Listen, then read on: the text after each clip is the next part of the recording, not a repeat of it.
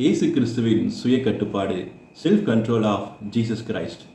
மனதை கட்டுப்படுத்தி எண்ணங்கள், வார்த்தைகள், செயல்களை சரியான பாதையில் நடத்தும் திறனே சுய கட்டுப்பாடு ஆகும். இந்த லெந்து நாட்களிலும் சுய கட்டுப்பாடுடன் வாழ பலவித தீர்மானங்களை நாம் எடுத்திருப்போம் என்றால், இயேசு கிறிஸ்துவின் வாழ்வின் மூலம் நாம் கற்றுக்கொள்ள இருக்கும் இந்த செய்தி நமக்கு நிச்சயமாக பயனாக இருக்கும். ஒரு ராஜா தனது அரண்மனையில் பலவித கவனச்சிதறல்களால் சுய கட்டுப்பாட்டை இழந்து ஒழுங்காய் வேலை செய்யாத ஒரு ஊழியனை பார்க்கிறார். பின் அவரை அழைத்து அவருக்கு பாடம் கற்பிக்க ஒரு பாத்திரம் தண்ணீர் நிரம்ப எடுத்து வர சொல்லி அவரை அரண்மனை முழுதும் ஒரு சொட்டு தண்ணீர் சிந்தாமல் சுற்றி வர சொல்லுகிறார். ஒரு சொட்டு சிந்தினாலும் உன் வேலை பறிபோகும் எனவும் சொல்லுகிறார். இதை கேட்ட அந்த ஊழியன் அதிக கவனத்துடனும் சுய கட்டுப்பாட்டுடனும் அந்த தண்ணீரை சிந்தாமல் சுற்றி கொண்டு வந்து தன் வேலையை காப்பாற்றுகிறான். இயேசு கிறிஸ்துவின் வாழ்விலும் அவரின் கவனத்தை திசை திருப்பி அவரின் ஊழியத்தில் சுய கட்டுப்பாட்டை இழக்க பல சூழ்நிலைகள் அவருக்கு எதிராக வந்தது. அந்த நேரத்தில் அவர் செய்தது சுய கட்டுப்பாட்டுடன் வாழ அவருக்கு உதவியாய் இருப்பவைகளை மட்டும் அவர் அறிந்து நம்பி அவைகளோடு நேரம் செலவிட்டார் என்பது மாத்திரமே. உதாரணமாக, தினமும் ஜெபித்து ஜெபத்தில் அவர் பிதாவுடன் நேரம் செலவிட்டு பிதாவால் ஆவியானவரால் அவர் தேற்றப்பட்டார்.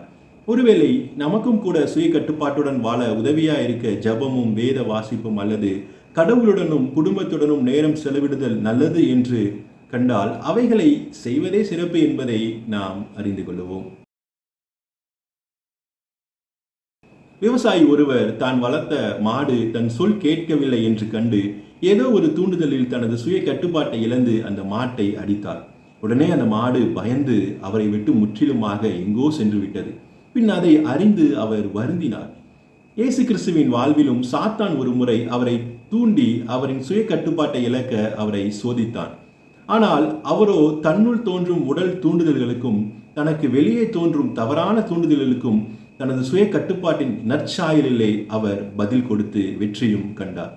ஆக பல நேரங்களில் நமது மனதும் உடலும் சுய கட்டுப்பாட்டை உடைக்க முயலும் போது சுய அறிவாகிய நமது சிந்தனை தான் மனதிற்கும் உடலிற்கும் பதில் கொடுக்க வேண்டும் என்பதையும் அதுவே சுய கட்டுப்பாட்டை நிலைநிறுத்தும் என்பதையும் நாம் மறந்துவிடக்கூடாது.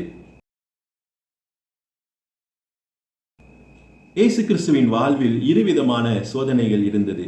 சுய கட்டுப்பாட்டில் தொடர்ந்து நிலைத்து செயல்படும்படியான நன்மையான சோதனைகளும், சுய கட்டுப்பாட்டை விட்டு அவர் விலக தீமையான சோதனைகளும் வந்தது.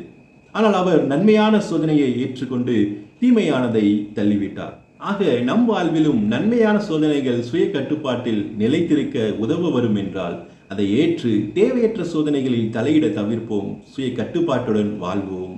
ஆமென்.